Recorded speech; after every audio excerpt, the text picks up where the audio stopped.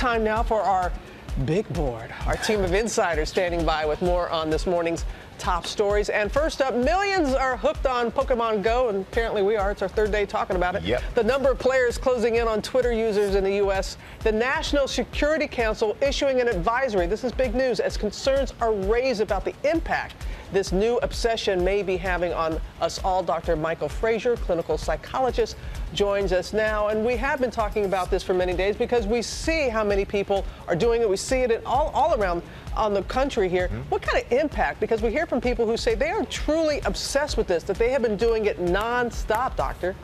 Well, I think a couple of things are important to keep in mind with games like this. First of all, this is a kind of game that involves collecting things. Obviously, it involves collecting the Pokemon. And in games like this, what's important to understand is that we're finding that the brain actually transmits dopamine to the pleasure centers of the brain, which makes this a very pleasurable experience. And when somebody finds the treasure, there obviously is a very pleasurable sensation when they do that. And this keeps them coming back. The game developers absolutely know this, and that's why they've developed games like this. Their job is to get as many people playing the game as possible. And not just that, but to keep them coming back and to keep them playing the game and continuing to collect. One of the things that we definitely feel is that these games should be monitored carefully, and when a person finds that they're playing the game excessively, understanding when they need to say no and when they need to turn the game off. But Doctor, how young is too young for children to play this game? And as an adult, at what point when you're playing do you say, I need to reel myself in a little bit, I'm going overboard? That's a great question. This is one of the first games that I've encountered where this actually is requiring people to get up off the couch and out into the real world and out into the environment. So if you're a parent, you certainly want to make sure you're exercising common sense and helping your kids exercise common sense. You want to monitor where they're playing. But if you're a parent, hey, get out there and try the game and play the game. However, one thing I would urge and advise parents to really look carefully at is when your child cannot turn the game off, and when they're getting into arguments or fights and having a hard time saying stop or saying no. And also, if you're an adult, one of the things to keep in mind, as with any addiction, if it's starting to interfere with your job, it's starting to interfere with your relationships, and you're really starting to have to take a look at the role that this game is having in your life. All things to look out for. You're right about that. Absolutely.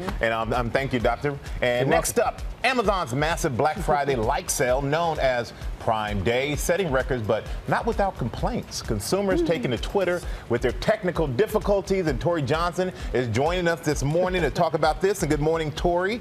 Hey there. And Christmas in July, it is over. Amazon's saying they had record numbers. So what is your take on it? How did it go? I think it went well, aside from some early morning complaints from consumers who said that they had difficulty with checkouts that seemed to be resolved pretty quickly without much fanfare. And then it was smooth sailing, or I should say smooth shopping. Let me give you an idea. In just the first 8 hours in the United States alone, here's what people bought. 22,000 televisions, including that super fancy Samsung that you and I, Michael, loved yesterday in Times Square. Sold out very quickly. 196,000 pairs of shoes, 270,000 toys, and it is not just the kids who scored big.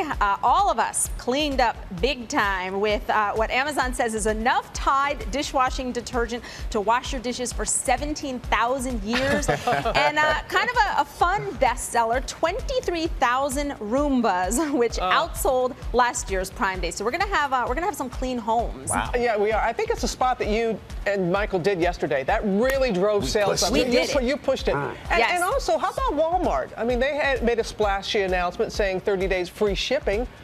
How did that work out?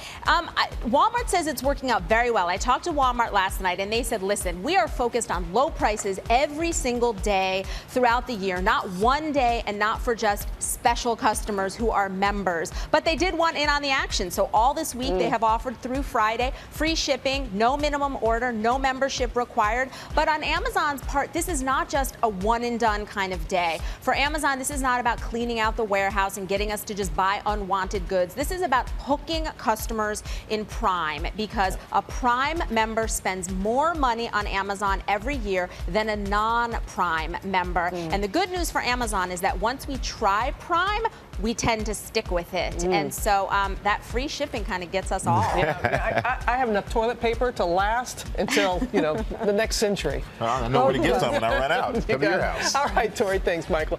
Next up, good news in the battle against tooth decay. Dentists foregoing the drill in favor of a pain-free solution for cavities, but doesn't really work. Dr. Brian Cantor, a cosmetic dentist, joins us now. You have our attention. Does this really work? Tell us more about it. Well, it's an antimicrobial liquid that you actually paint on the tooth. It will seep into the tooth and it will actually arrest the cavities.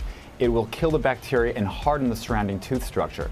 So it's great in the fact that it's inexpensive, it's quick, it's easy, there's no drill. So it is good for certain populations. The pediatric population, there are a lot of young toddlers who get a lot of cavities, and you have to treat them in a hospital setting and sedate them because they're not compliant to be treated in a dental office.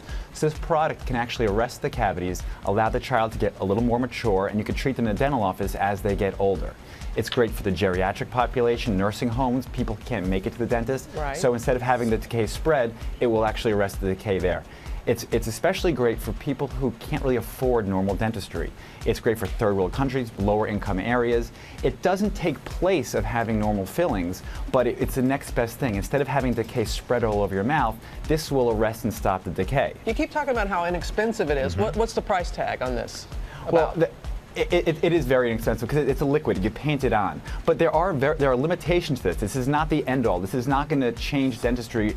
It's not going to replace the fillings because the limitations are the fact that you now have a hole or a void within the tooth where the cavity was, so you still have to have it filled.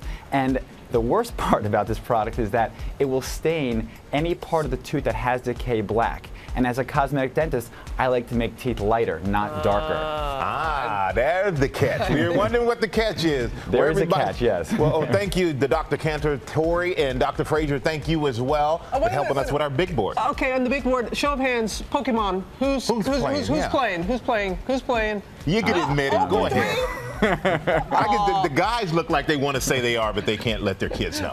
Okay, I thought I'd give it a shot.